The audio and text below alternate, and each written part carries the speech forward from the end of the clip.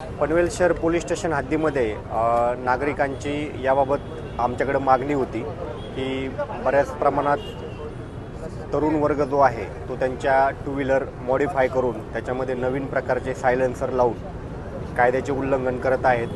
अशा गाड्यांमधून मोठ्या प्रमाणात आवाज येत आहे आणि नागरिकांना त्याचा त्रास होत आहे. अशा वारंवार तक्रारी आमच्याकडे येत होत्या. त्या अनुषंगाने पनवेल शहरचे पोलीस निरीक्षक नितीन ठाकरे यांनी आणि यांच्या टीमने याबाबत मागील काही दिवसापासून गांभीर्यपूर्वक कारवाई करून आज जवळजवळ 10 गाड्यावरती कारवाई करून एकूण 14 सायलेन्सर जप्त करण्यात आलेले आहेत आणि जवळजवळ 18,500 रुपये दंड आपण या गाड्यांवरती केलेला आहे.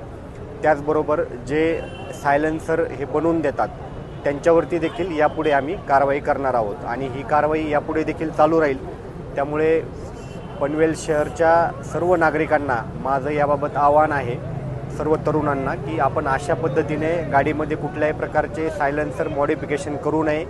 जे शासकीय नियमामध्ये बसतं तेच सायलेन्सर आपण वापरावे. गाडी घेतल्यानंतर जे सायलेन्सर गाडीला असतं तेच आपण कंटिन्यू करावे. त्याच्यामध्ये कुठल्याही प्रकारचे मॉडिफिकेशन करू नये. जर आम्हाला या प्रकारे जर पुनश्च जर गाडी सापडली तर त्याच्यावरती नंतर लायसन कॅन्सलेशन, RC कॅन्सलेशनची सुद्धा कारवाई आमच्याकडून करण्यात येईल.